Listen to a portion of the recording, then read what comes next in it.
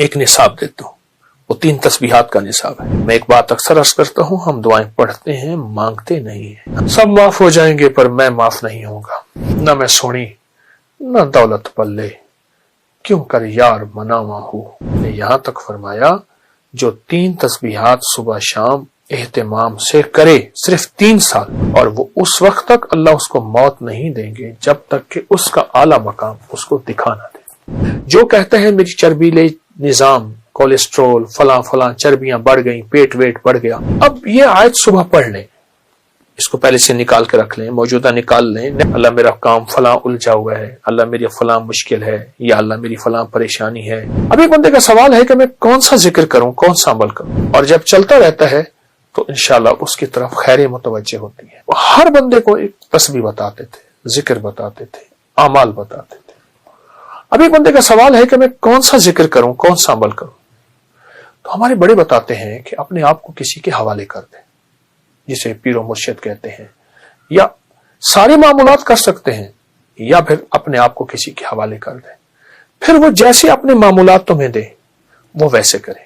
اس کی مثال یوں دیتے ہیں جیسے ہر دوا شفا ہے، پر میرے لیے کون سی دوا شفا ہے؟ ہر دوا بیماری کا علاج ہے، ہر جڑی بوٹی بیماری کا علاج ہے، ہر گولی کیپسول ٹیکا بیماری کا علاج ہے، پر میرے لیے کون سی دوا ہے؟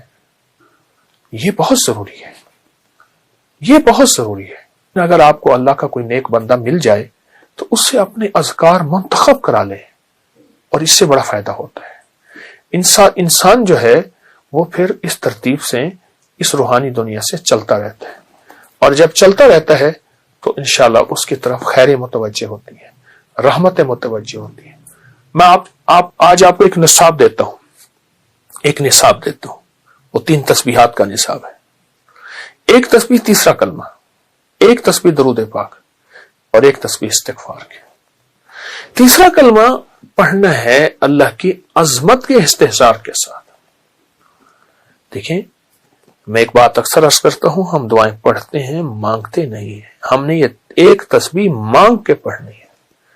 سبحان اللہ، اللہ کی عظمت کا استحضار، والحمدللہ، ولا الہ الا اللہ، واللہ اکبر، ولا حول ولا قوت الا باللہ العلی العظیم۔ اور درود پاک سرور کونین صلی اللہ تعالی علیہ وسلم کے احسانات کا استحضار ہو، ماں کا احسان، باپ کا احسان، استاد کا احسان، کسی محسن کا احسان، پر کائنات میں سب سے بڑا احسان میرے کملی والے کا ہے، میرے آقا کا ہے۔ اور استغفار پڑھتے ہوئے یہ تصور ہو، یا اللہ ساری کائنات ایک طرف، میں دنیا کا سب سے بڑا مجرم ہوں، میں دنیا کا سب سے بڑا گناہ گار ہوں، اے سخی آقا سب معاف ہو جائیں گے پر میں معاف نہیں ہوں گا، نہ میں سونی نہ دولت پلے، کیوں کر یار مناواں ہوں، اے دکھ سانو ہر دم راسی، روندی ہی مر جاواں ہوں۔ استغفار اس کیفیت کے ساتھ، استغفار اس کیفیت کے ساتھ۔ ایک درویش نے یہاں تک فرمایا جو 3 تسبیحات صبح شام اہتمام سے کرے، صرف 3 سال، 3 تسبیحات صبح شام 3 سال اہتمام سے کرے، توجہ سے کرے، دھیان سے کرے، اللہ پاک مرنے سے پہلے اسے جنت میں اس کا محل اور اعلیٰ مقام دکھائیں گے، اور وہ اس وقت تک اللہ اس کو موت نہیں دیں گے جب تک کہ اس کا اعلیٰ مقام اس کو دکھا نہ دے۔ میں ایک طبی ٹوٹکا بھی ضرور بتاؤں گا۔ آلو بخارا خشک جس کی کائے نہ جاتی ہو، اور کائے کسی چیز سے نہ رک رہی، حاملہ کی کائے بھی، اس کو خشک آلو بخارا ٹافی کی طرح چسائیں۔ جو کہتے ہیں میری چربیلے نظام، کولیسٹرول، فلاں فلاں چربیاں بڑھ گئیں، پیٹ ویٹ بڑھ گیا، اور وہ بالکل بہترین فٹ ہونا چاہتا ہے، دن میں چند 7 8 10 آلو بخارے، یہ عام دنوں میں آلو بخارے کا چوسنا معدے کے السر، گرمی، تیزابیت کے لیے، موٹاپے کے لیے، اور ہائی بلڈ پریشر کا زبردست علاج ہے۔ آلو بخارا، خشک آلو بخارے کی بات کر رہا ہوں۔ اس کو چوستے رہیں، گٹلی پھینک دیں۔ بہت فائدے ہیں اس کے، بہت نفع ہیں۔ موٹاپے کا علاج، پیٹ کے بڑھنے کا علاج، اور یہ ہائی بلڈ پریشر کا علاج، سخت پیاس کا علاج، سخت گرمی کا علاج، لو کا علاج، جلن کا علاج اور اس کے علاوہ منہ کے چھالوں کا علاج، معدے کے السر کا علاج، بواسیر کا علاج آلو بخارا منہ میں رکھ کے چوسیں۔ شوگر، ہائی بلڈ پریشر اور بڑی بڑی بیماریاں صرف دانتوں کی وجہ سے ہوتی ہیں اور خلال نہ کرنے کی وجہ سے۔ خلال بالکل نرم ہو، خیال کیجئے گا، بڑا خلال خود دانتوں کے درمیان خلا ڈال دیتا ہے اور موٹا خلال خود نقصان دہ ہوتا ہے۔ تیز دھار نہ ہو، ہلکا سا خلال ضرور کریں۔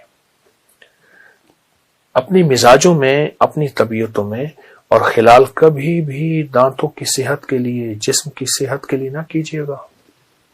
کبھی بھی خلال کروں گا اس سے شوگر نہیں ہوگی، مجھے بلڈ پریشر نہیں ہوگی، بیمار، کبھی نہیں کرنا۔ خلال کرنا اس لیے ہے کہ یا اللہ یہ تیری حبیب کی سنت ہے، میں تو سنت سمجھ کے کر رہا ہوں۔ فرمایا جس دور میں سنت کو سارا جہان چھوڑ دے، اس دور میں سنت میں عمل کرنے والا ایسے ہے جیسے 100 شہیدوں کا ثواب ہے۔ تو اے اللہ سنت ہے تیرے حبیب کی، میں اس لیے خلال کر رہا ہوں۔ اچھا، سنت کی ساری برکتیں ملیں گی، صحت بھی مل جائے گی اور فٹنس بھی مل جائے گی۔ آپ ایک آیت ہے، قل اللہم مالک الملک تؤتی الملک من تشاء وتنزع الملک ممن تشاء وتعز من تشاء وتذل من تشاء بیدک الخیر، بس یہاں تک۔ اب یہ آیت صبح پڑھ لیں، اس کو پہلے سے نکال کے رکھ لیں، موجودہ نکال لیں، نیٹ پہ نکال لیں، موبائل پہ نکال لیں، قرآن پاک میں لکھی ہے۔ جب پہنچے نا بیدک الخیر، اس کو سارا دن دہرائیں، ساری رات دہرائیں، سارا دن دہرائیں۔ اے اللہ ساری خیریں تیرے ہاتھ میں ہیں، اللہ تو میرے ساتھ خیر کا معاملہ کر دے، اللہ میرا کام فلاں الجھا ہوا ہے، اللہ میری فلاں مشکل ہے، یا اللہ میری فلاں پریشانی ہے، یا اللہ میری فلاں ناکامی ہے، اے اللہ میرا یہ مسئلہ ہے، اللہ میری یہ الجھن ہے۔ بیدک الخیر، بیدک الخیر، بیدک الخیر، خیر تیرے ہاتھ میں ہے، خیر ہی و شر ہی من اللہ تعالی۔ اس کو اگر پڑھ لینا بیدک الخیر، اور سوتے ہوئے باقی آیت کو پورا کر لیں، انک علی کل شیء قدیر۔ باقی کیوں آگے کہتا ہے کہ اللہ تو ہر چیز پہ قادر ہے، تیرے ہاتھ میں خیر ہے تو یہ کر سکتا ہے۔ کتنے اولیاء، صلحاء، بزرگ، ہستیاں صرف اس آیت بیدک الخیر کی برکت سے اللہ سے وہ منوایا جو دنیا دیکھتی رہ گئی، جو دنیا ترستی رہ گئی، جو لوگوں کے پاس نہیں، وہ یہی ہے۔ میرے آقا حج پہ تشریف لا رہے تھے، اماں کا مزار آیا، ابہا میں سارا لشکر وہیں رہ گیا، اور میرے آقا کی 60 سال کے قریب عمر تھی، گھٹنوں میں سر دے کے جو روئے اماں کے مزار پر۔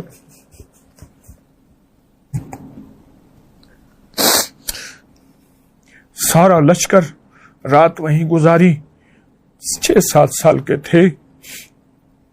اماں کو آخری لمحات میں دیکھا، صرف ایک لونڈی ساتھ تھی، پھر وہ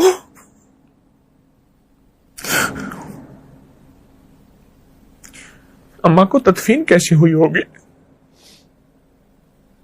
نہیں آ رہے تھے، اماں کی قبر سے چپکے ہوئے تھے۔